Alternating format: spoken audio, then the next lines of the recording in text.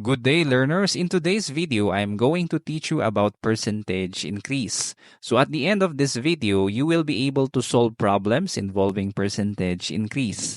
So without further ado, simulan na natin. Alright, review muna natin yung fraction, decimal, and percent, and let us see the relationship among these three. So we will complete this table by writing the equivalents of these three. First, let's have fraction. Now remember, fraction represents a part of a whole. So for example, we have here 1/2. 1/2 means one part of two equal parts. So if we're going to convert it into decimal, all we have to do is to divide the numerator by the denominator, and you will get 0.5. Now for the percent, we will just multiply this 0.5 to 100. It will give us 50%. Now let's have 0.25, decimal. Now remember, decimal is a way of representing fractions using powers of 10. So here, it's a number that includes a decimal point to separate itong whole number natin, which is 0 in this case, and then the fraction part, which is 25 in this example. Now, 25 here represents the fraction part, meaning 25 out of 100. Because if you remember, yung 2 dito, this position is actually the tenths, and this 5 here is the hundreds, meaning there are 25 out of 100. So if we're going to convert this into fraction, we can get 25 out of 100.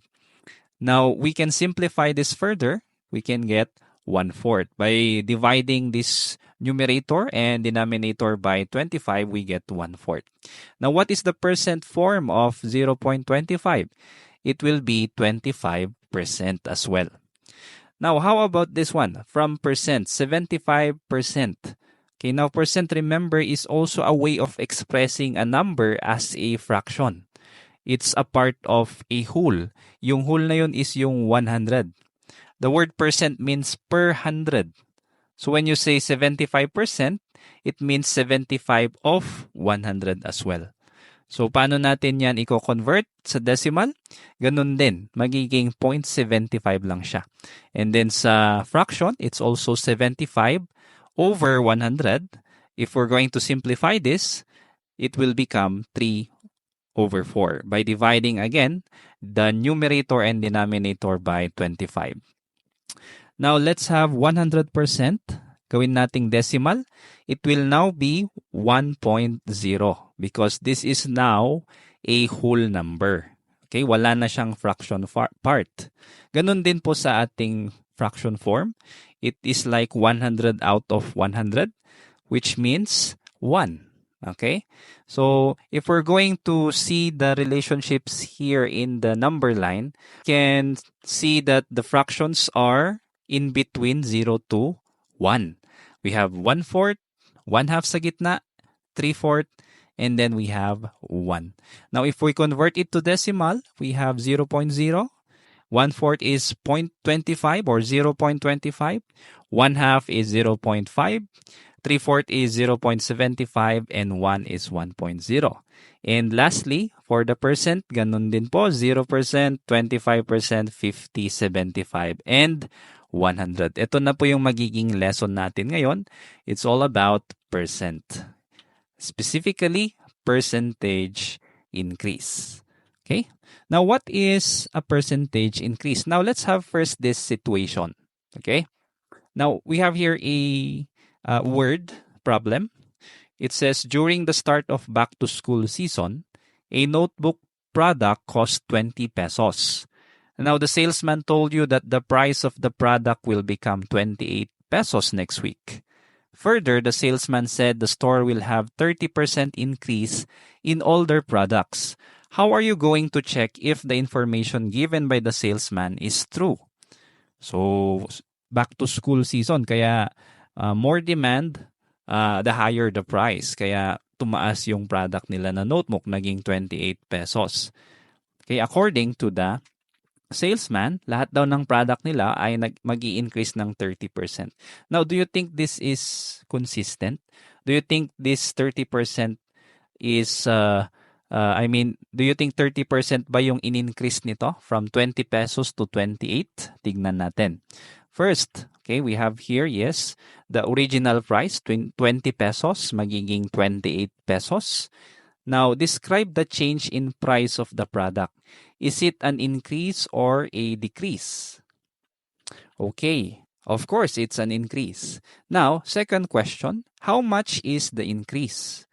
Okay, yes, how did you get 8 pesos? You just subtract the new price from, and then subtract the old price. Therefore, you get 8. Now, what is 30% of 20? Okay? Paano natin i-compute yung 30% of 20? Okay. So, 30% of 20 is 6 pesos. Paano natin nakuha yon? You just multiply 30% or 0.30 by 20. You will get 6 pesos. Now, some of you know this already and that is good. But if you don't know it yet or kung nakalimutan nyo na, i-review natin later on as we go along with our lesson. And the last question, what is the percentage increase? Ito po yung magiging discussion natin. Okay, so paano natin i-compute ang percentage increase? Let's now begin. Now, what is percentage increase? Percentage increase measures the amount of increase in comparison to the original value expressed as percentage. Now, how do we calculate percentage increase? First, dapat alam natin yung amount of increase. And if we know it already, we can divide it by the original value. Now, paano natin malalaman yung amount of increase? Okay. Yes, we are going to get the new value and then subtract the original value. Okay? And then we can now divide by the original value. So, after doing that, we can now multiply it by 100%. Ito na po yung formula natin on how to calculate the percentage increase. Okay, let's have some example. Number 1, balik tayo dun sa problem kanina. What is the percentage increase if the original value is 20 and the new value is 28? Okay, the solution using the formula, new value minus original value divided by original value times 100%. Okay, first, what is the new value? We get 28. We got 20 as the original value. And then divide natin sa original value which is 20. Saka natin i-multiply ng 100. Okay, so 28 minus 20, we get 8. Yun po yung difference natin. Now, divide 8 by 20. Now, this is also in a fraction form. So, aside from dividing it by 20, it's also the same by converting this fraction into decimal. You already learned these topics in elementary, converting fractions to decimal as well as with dividing numbers. But in this lesson, it's very important for you to know these skills. Kaya kailangan nating i-review para mas maintindihan at mas madali nyong magawa or makuha yung percentage increase. So you might know some of the easiest method how to do this. But I'm going to show you, I'm going to review you on the long division method. Kasi ito yung pinaka-general na method na pwede nating gamitin sa kahit anong klaseng numbers. Alright, so how do we do long division? Okay, first we have the dividend. Okay, or the number that we are going to divide. We have here 8 inside this division bar. Sa labas naman is yung divisor, which is 20. So we will divide 8 by 20. Now, is it possible for you to divide 8 by 20? Kakasya ba yung 20 sa loob ng 8? Well, hindi po. Kaya ang sagot ay 0. Now, what's the next step? Okay, we are going to borrow 0 from our dividend. So, we get we put decimal point here and then itaas natin yung decimal point. Then we can now consider this as 80. Okay, so 80 divided by 20, how many 20s are inside 80? There are 4. So 4 times 20, we get 80. Okay, now subtract, we get 0. So our answer is 0.4. Okay, now 0.4, pwede na nating i-multiply sa 100. Now in multiplying a decimal by a whole number, meron ulit tayong mas madaling paraan, which is ito po, yung pag-move lamang ng ating decimal point. So we have 0.40, i-move lang natin siya ng 2 beses. Then we can now get the percent symbol. So mawawala na yung decimal, mawawala na yung 0. It will now be 40%. Now, if we go back to this situation, makikita natin na yung sinasabi ng salesman na 30% ay hindi consistent dito sa ating price increase. As we have solved a while back, 40% po yung increase, hindi siya 30%. Okay? So yun po yung ating first situation. Now we are going to complete the table so that you can practice more on how to get the percentage increase.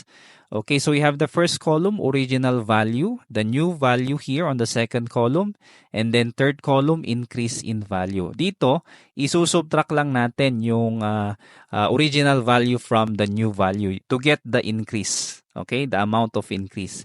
And then pag nakuha na natin, we are going to divide it by the original value and then multiply it by 100%.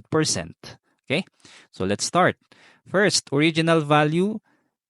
We have here the new value, 120, minus 100, the greater number minus the lesser number. To get the amount of increase, we get 20. Okay? Now, 20, i-divide natin yan sa original value, which is 100. So, paano natin yan i-divide? In this case, as you can see, 20 over 100 na siya. Just like in our review kanina, there are 20 parts in 100. So, ibig sabihin, pwede na nating makuha yung sagot dito mismo. So, the answer is 0.20. Okay? Because there are 20 in 100 yung pag-convert natin ng decimal. Madali lang kapag ang denominator natin ay 100. So, straightforward lang siya. Kung ano yung numerator, yun na din yung fraction part or yung decimal part dito. Next, multiply natin sa 100. Paano natin gagawin yan?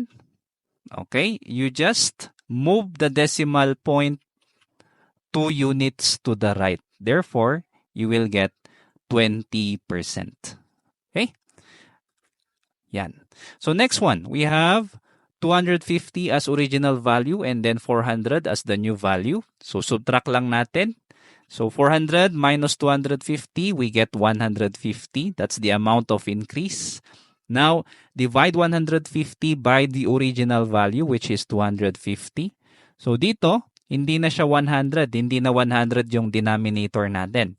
So we can do this by long division. So pwede sa scrap paper, pwede nyong gawin ito.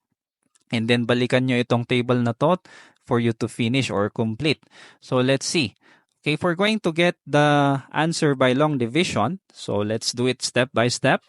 So yung ating dividend, 150, nasa loob ng division bar divided by 250, our divisor. Now, hindi po kasya yung 250 sa 150. So what are we going to do? Okay, of course, the answer is 0. We can borrow another 0. So therefore, instead of 150, magiging 1,500 na siya.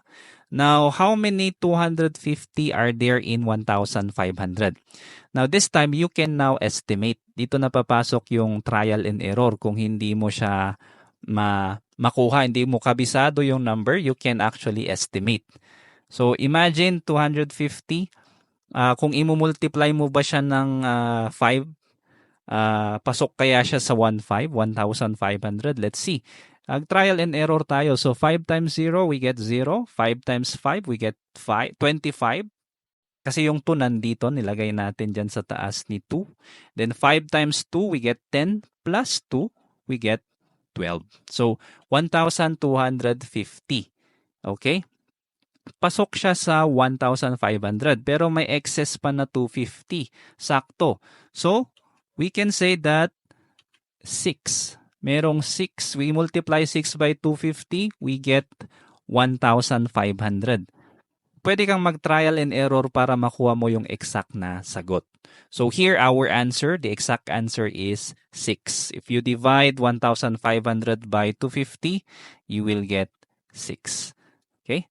6 times 250, it's 1,500. Subtract natin, we get a 0. Okay, so again, our answer is 0.6. Now, if we multiply this by 100, we just move the decimal point 2 units to the right, and that will be 60%. Okay, next one. We have here original value 65, new value is 74.75. So just subtract these two numbers. The larger number minus the smaller number, we get 9.75. Yan po yung increase natin. Now, divide it by the original value, which is 65. So again, we can use long division. So our dividend, 9.75 divided by divisor, 65. So in this case, ulitin natin, 65, hindi po siya kasya dito sa 9. Remember, this decimal separates the whole number and the fraction part. Okay, so we have 0. Hindi kasya yung 65 sa 9. So, itaas natin yung decimal point. Now, how about 97? These 2 digits, i-divide naman natin tong 2 digits na ito sa 65. Kasya ba siya? Yes, kasya ang 65. So, we got 1. 1 times 65, we get 65.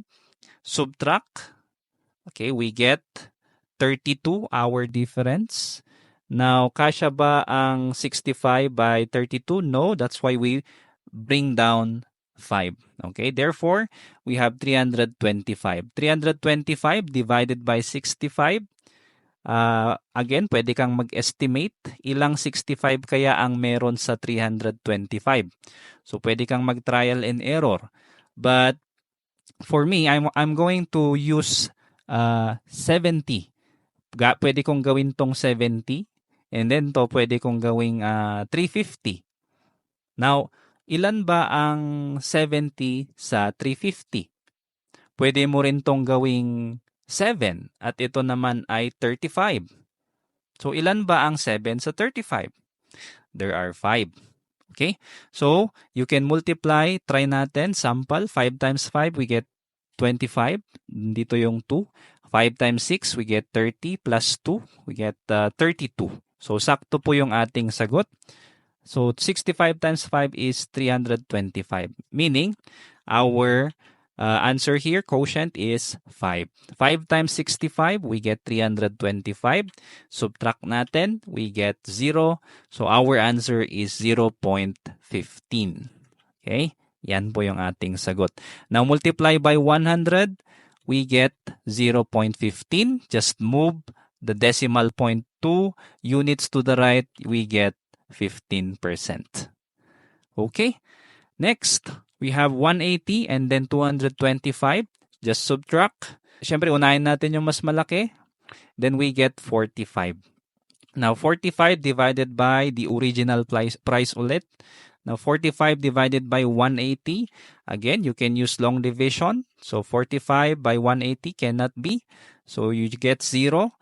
You borrow 0. It will become 450 divided by 180. How many 180 are there in 450?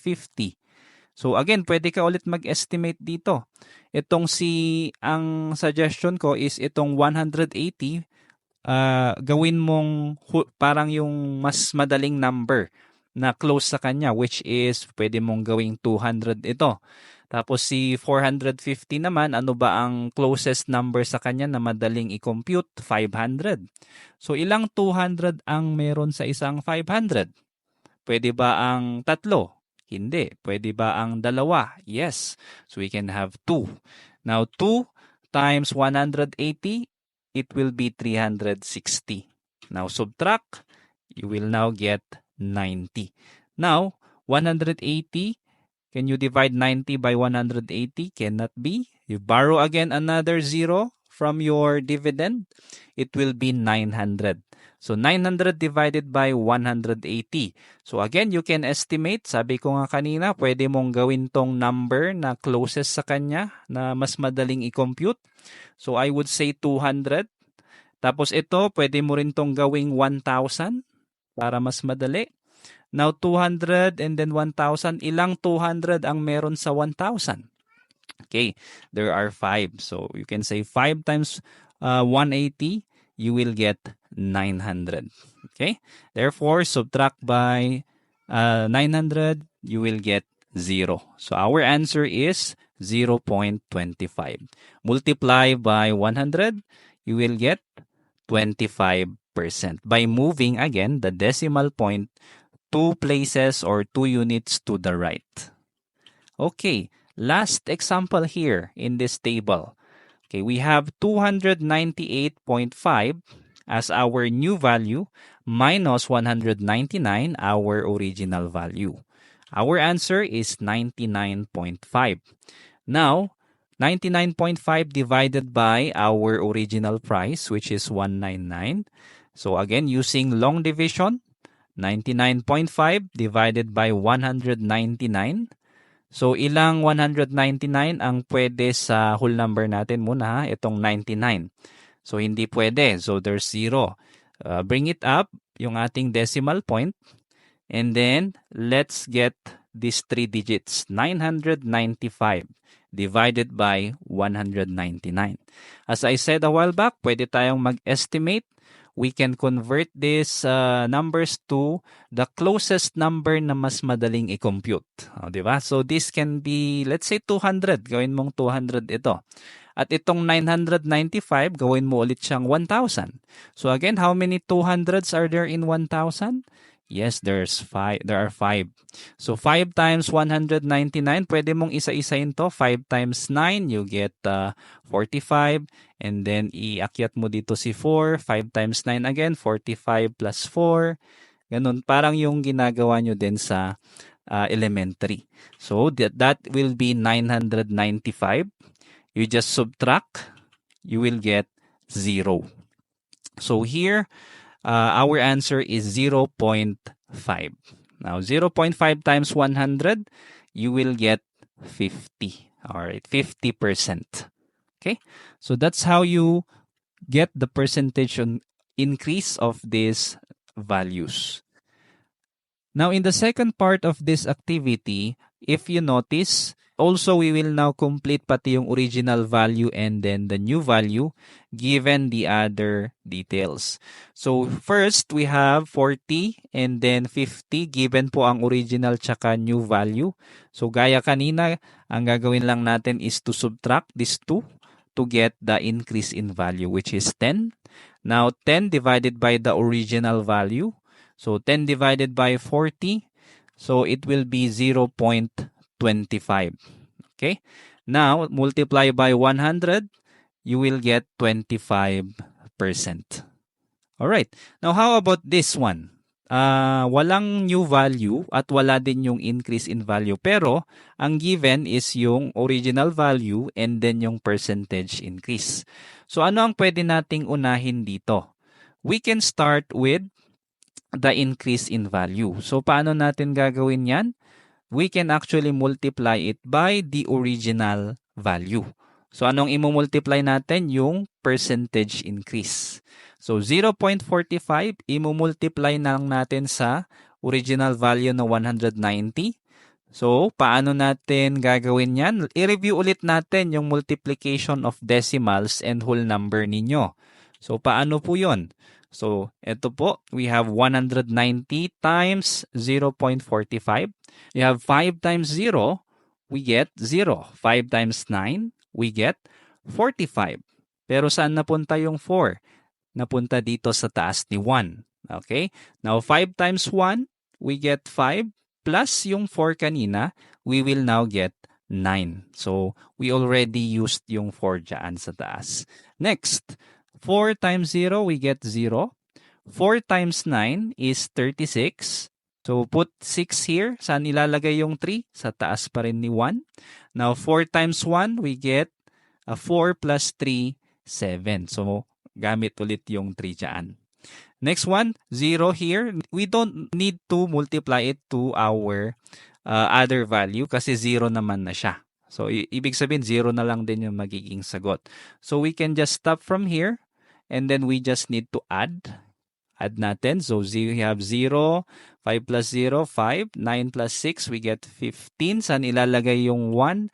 dito sa taas ni 7. So 7 plus 1 is 8.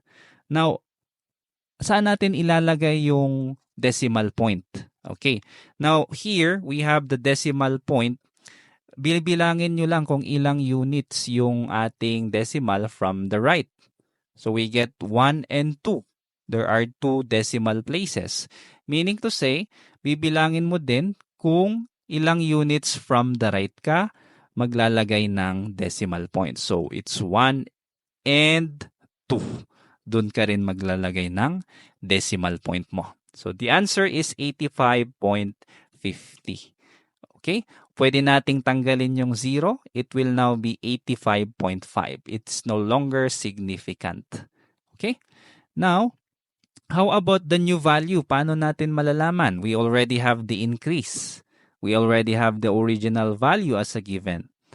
Okay, so we will now add the increase to the original value para makuha yung new value. So we have 190 plus 85.5, we get 275.5. Okay, next one, dito ganun din, wala po yung new value, wala din po yung increase in value. So we can start with the third column first. Let's multiply yung ating percentage increase by the original value. So 0.12 times 75. Again, we can do that in a separate sheet of paper or on the side of your paper. We can multiply 75 by 0.12. Okay?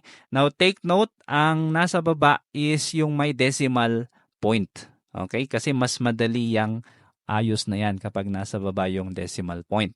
Now, we have 2 times 5, we get 0 because we get 10. No? Okay, 10 yung 1 dito sa taas ni 7. And then 2 times 7, we get 14 plus 1, kaya naging 15.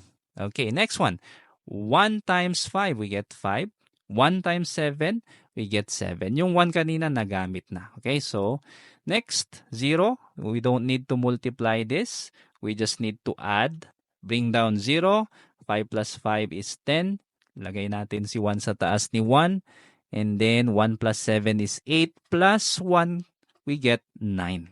Now, saan po ulit natin ilalagay yung ating decimal point? Now, bibilangin lang natin ulit dito sa taas kung ilang decimal places.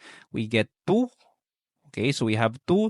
Therefore, we will count 2 decimal places. At doon natin ilalagay yung ating decimal point. So we get 9.00 or we can just have it as 9. Okay? Then next, for the new value, you just add the original value 75 and then the increase. 75 plus 9 is 84. Okay, next one. Here, ang nawawala naman dito is yung original value and then yung percentage increase. Now, anong uunahin natin kung given si new value and then si increase in value? Alright, we can just subtract this first. Subtract natin si new value by the increase or the amount of increase para makuha natin si original value. So 374.4 minus 54.4, we get 320. Yan po yung original value natin. Now, since we have the original value, we can now proceed with the percentage. Kagaya nung ginawa natin kanina dito, we just divide it by the original value. So, divide natin si increase, amount of increase, by the original value, 320. We get 0.17. So, again, ginamit natin dito is yung long division. Okay, shortcut na natin this time. We get 0.17 times 100 is 17%. Okay, last example. Ganun din, you just subtract the new value by the increase. So 873.25 by 374.25, you will get 499. Now, itong 499 natin, yan yung magiging denominator sa ating percentage increase. So 374.25 yung ating increase in value, divide natin sa 499. By long division, we will get 0.75. Now 0.75 times 100, we will get 75%. So now that we have completed the table, I believe we are now ready for our problem solving. Now let's have problem solving number 2. Okay, so here, a fast food restaurant recorded 250,000 sales in 1 week. After a week, it became 320,000. Find the percentage increase of its sale. Okay, so ano yung ating solution? Okay, our formula, remember? New value minus original value divided by original value times 100. So ano yung new value natin dito? It's 320,000 at ang original value natin is 250,000. Okay? So subtract natin then divide by 250,000 times 100. So by subtracting, we get 70,000. Okay, 70,000 yung ating increase. Okay, now divide it by 250,000. So again, we can use the long division method lalo na't mahaba yung ating mga digits. So we have 70,000 divided by 250,000. Now, if you can see, mas mahaba ulit yung ating divisor kaysa sa ating dividend. This has 6 digits. Ito ay 5 digits lang. So anong gagawin natin? We cannot divide it. So we have 0. But we will borrow 0. Okay? So borrow ulit tayo. Borrow tayo ng 0. It will now be 700,000 divided by 250,000. Okay? Now we can estimate again. And you can simplify this. Pwede mong i-cover yung mga 0 na yan. Cover mo yung mga 0 na yan at may iwan lang is 70 tsaka 25. Na mas madaling i-divide yon. So 70 divided by 25. Ilang 25 ba ang meron sa 70? Pwede ba ang 3? Kulang, no? So 2 lang ang pwede. So 2 times 25, it will be 50. O saka na natin idagdag yung mga 0. So it will now be 500,000. Okay, 2 times 250,000 is 500,000. Subtract natin, it will be 200,000. Now, kakasya ba ulit yung 250,000 sa 200,000? Hindi. That's why we need to borrow another 0. Okay? This time, it will now be million. So, magiging million na siya. Now, 2 million divided by 250,000. Again, pwede mong i-cover ulit yung mga 0 na yan. At ang maiiwan lang is yung 200. Ito naman ang maiiwan lang is yung 25. So ilang 25 ang meron sa 200? Okay. So yes, there are 8. So 8 times 250,000 is 2 million as well. Therefore, subtract and then you will get 0. Okay? So yun po yung ating sagot, 0.28 times 100. You just move the decimal point at magiging yun na yung percent symbol. So 28%. That is the percentage increase of its sale. Okay, example number 3. The original price of a liter of gasoline is 67 pesos. In the following week, the gasoline companies adjusted the price to 68.34 for each liter. Find the percentage increase in the price of each liter. Okay, so this is commonly happening in our country. Every week na lang tumataas, nag-iiba yung price ng mga petroleum products like gasoline and diesel.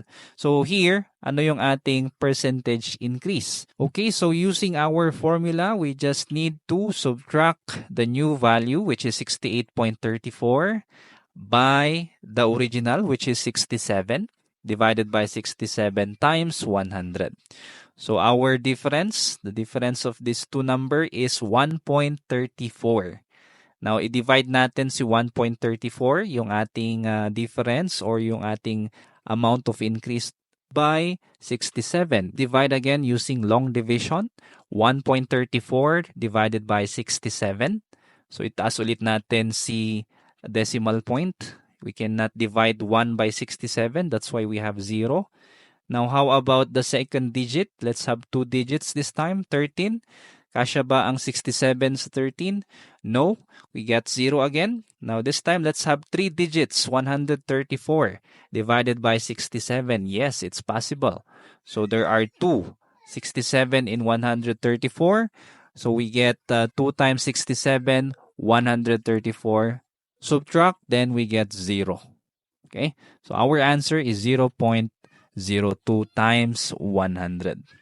Next, move lang natin yung decimal point 2 places to the right, and then we will now get 2%. Okay? That's the answer for example number 3. Now, in the third part of this activity, you are going to solve the following problems. You have the option to pause this video. Pwede mong gawin ito sa isang papel. And then after answering, you can come back to this video so you can check your answers. Okay.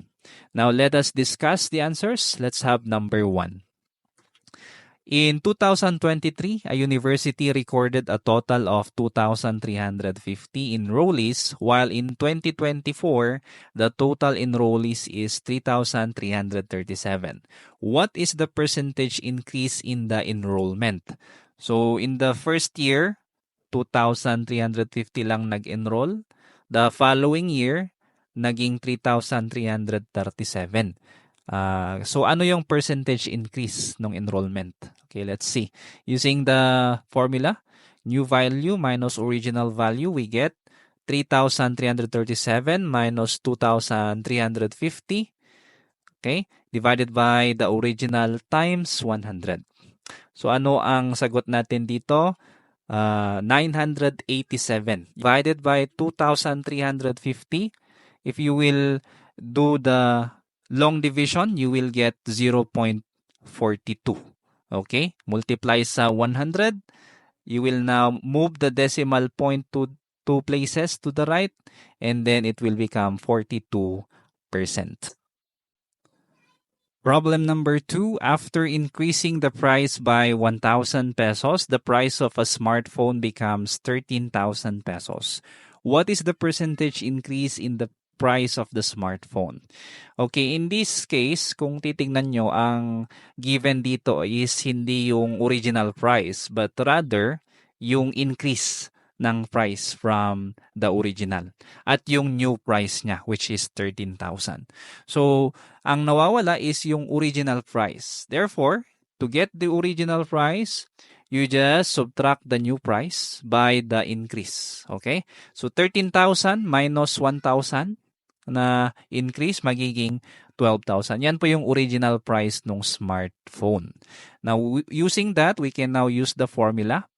So, new value minus original value divided by original value times 100.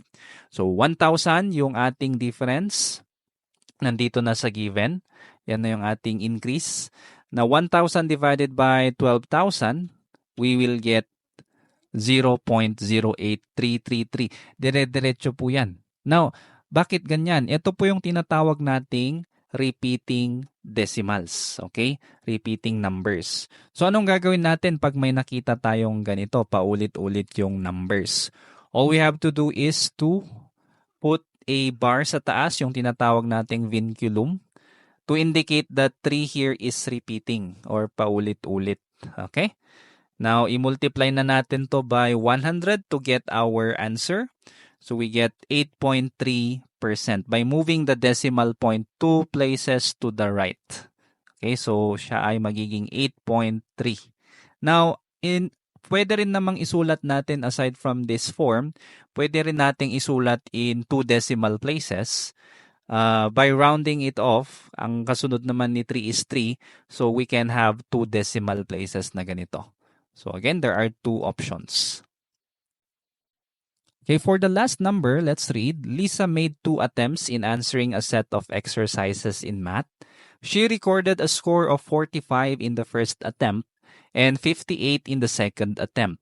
What is the percentage increase in her scores?